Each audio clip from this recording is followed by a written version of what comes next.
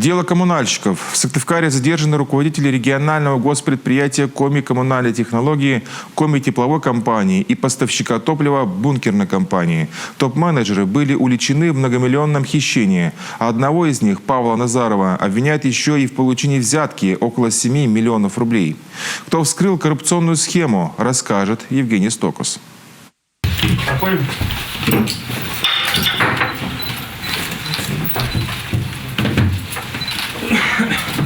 40-летний уроженец Хакасии Павел Назаров приехал в Коми летом 2020-го. Поработал в Коми Авиатрансе, корпорации по развитию региона. Год назад перешел в коммунальные технологии и за это время из зама дорос до генерального директора.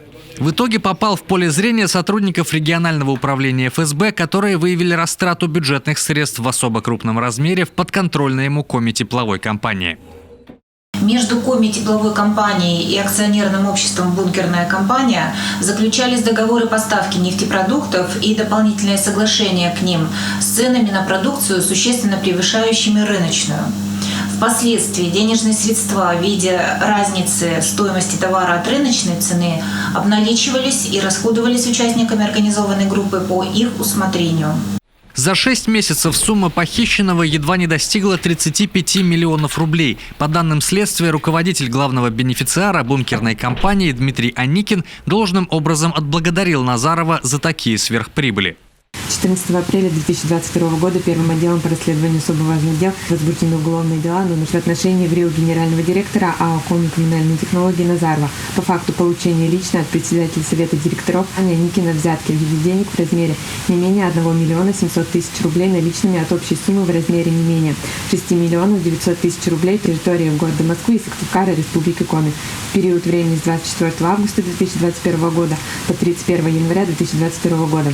Вместе с Назаровым и Аникиным по делу о многомиллионной растрате также проходят бывшие и нынешние руководители Коми тепловой компании Дмитрий Макаров и Николай Титов. Для всех четверых, несмотря на некоторые смягчающие обстоятельства у фигурантов и доводы их адвокатов, следствие запросило арест и помещение в СИЗО. Следователь обратился в суд с ходатайством об избрании отношений Титова меры пресечения в виде заключения под стражу. В обосновании указал, что обвиняемый, оставаясь на свободе, может оказать воздействие на свидетелей, уничтожить и сокрыть предметы и документы, свидетельствующие о его противоправной деятельности, согласовать действия с иными возможными фигурантами дела, не установленных до настоящего времени, а также скрыться от органов следствия и суда, чем воспрепятствует производству по уголовному делу.